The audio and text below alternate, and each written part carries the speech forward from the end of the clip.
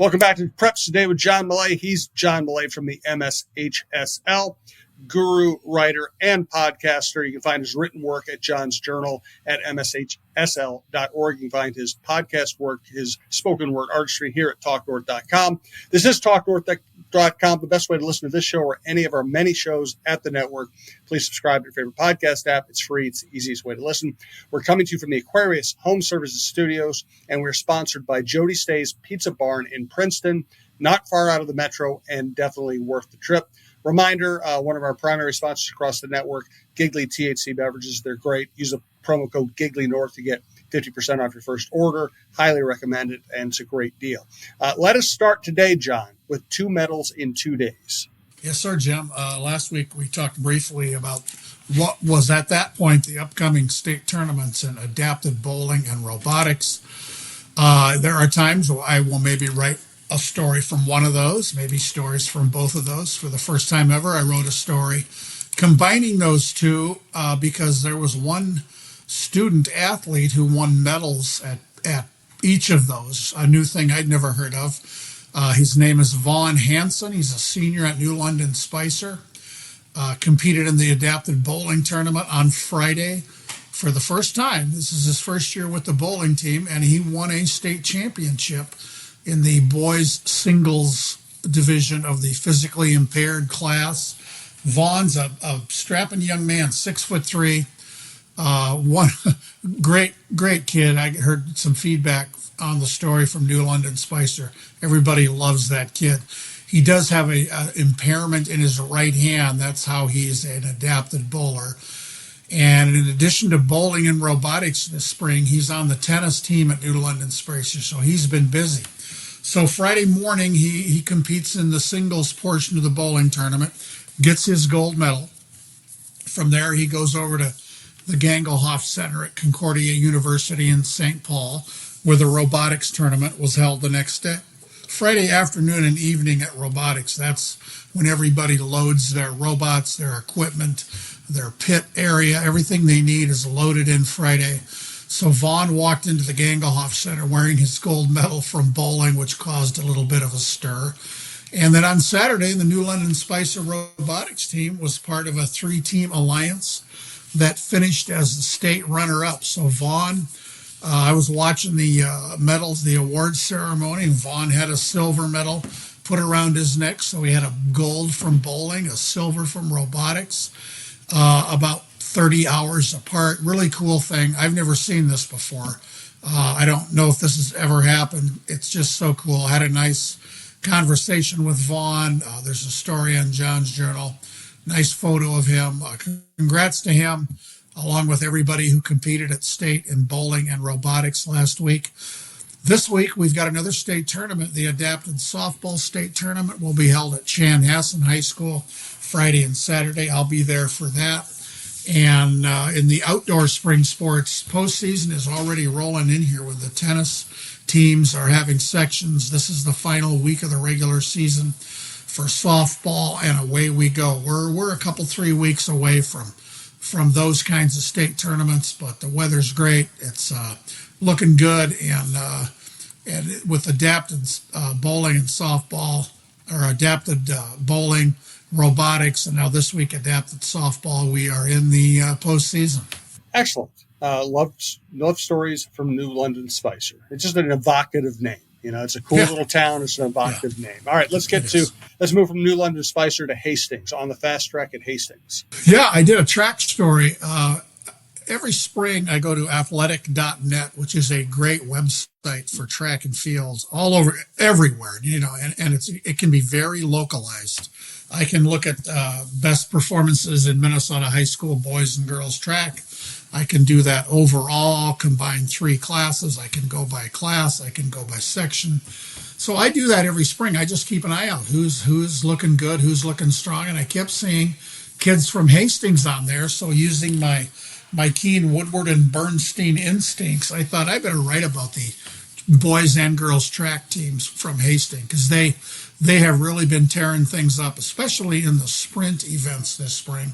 I went to a True Team section meet in Eagan, hung out with the Hastings Raiders, wrote about their season so far. It's pretty incredible. They're some of the top 100 and 200 meter sprinters in the state.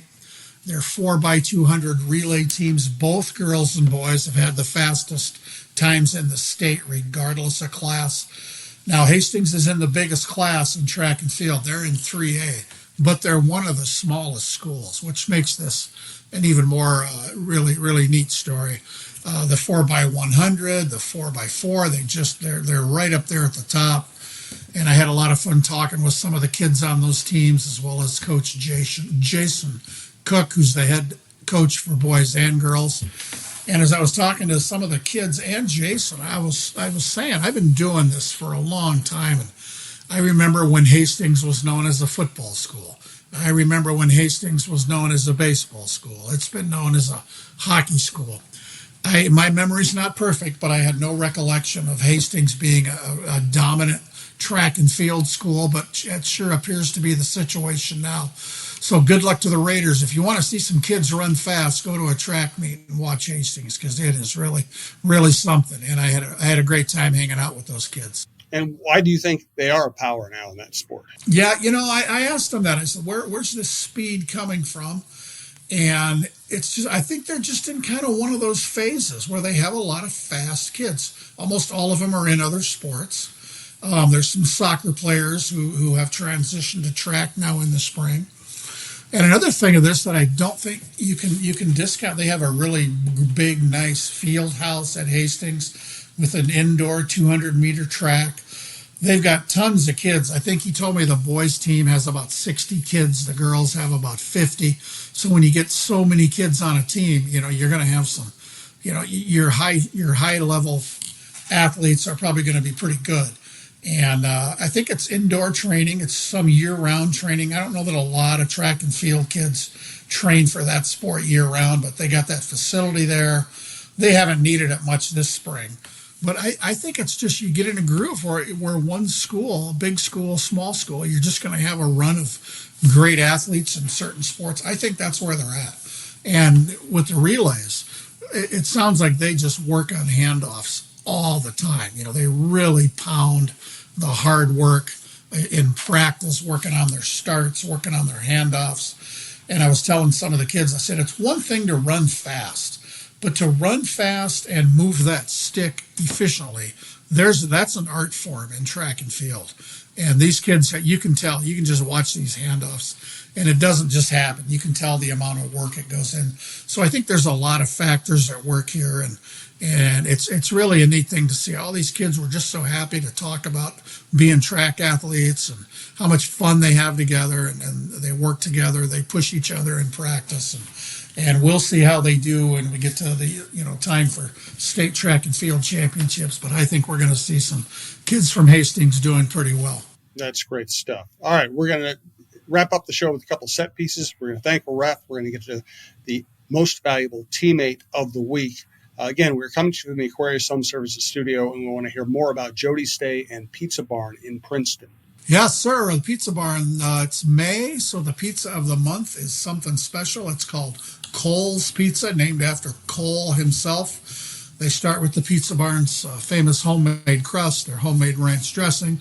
They put on crinkle-cut French fries, cheese, and bacon crumbles. It's named after Cole himself. And Cole, this young man, advises everybody to dunk those slices of pizza in ketchup. Sounds pretty adventurous to me. Try it all month for dine-in, carry-out, take-and bake, and delivery. Here's a Pizza Barn food truck update. It's not technically summer, but it's summer. So the food trucks are rolling this week. Friday at Blue Heron Elementary School in Lino Lakes from 5 to 8. There'll be a food truck there. Also Friday, Princeton Speedway from 6 to 10. And on Saturday at Island Lake Elementary in Shoreview from 11 to 2. Get that good stuff from those food trucks. And thanks again to our friend Jody Stay and her crew at the Pizza Barn for more than 4 decades of outstanding service. Thanks so much, Jody. We do appreciate it. All right, let's get to thank a ref. Yeah, we're gonna mention some referee training. These things come up every so often. And the Rochester Area Officials Association, they do just such a great job in a lot of different ways. They're going to hold their 12th annual Southeast Minnesota officials basketball camp July 17th and 18th at St. Mary's University in Winona. There are sessions for people interested in officiating high school basketball and sessions for those who want to work college women's basketball. Details are available at southeastminnesotaofficialscamp.com. That's SEMN officialscamp.com.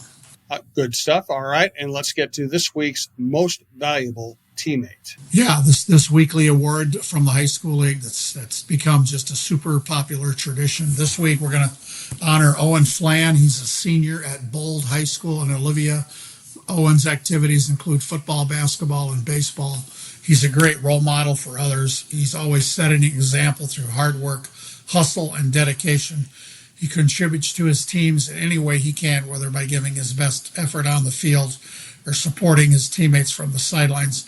Congratulations to Owen Flan of Bold on being recognized as a most valuable teammate. Excellent. What's on your slate this week, John? Well, there's a lot going on. I know I'm going to be, like I said, at adapted softball, probably Saturday at Chanhassen.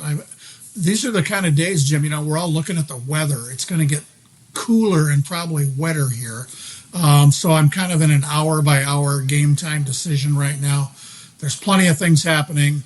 Right now I have nothing cemented in for the rest of this week other than adapted softball, which is a great event. It's just so much fun. Oh, good stuff. Well, enjoy, and I look forward to hearing about it next week. Thanks to John. Please check out John's Journal at MSHSL.org. Please make it up to Pizza Barn in Princeton.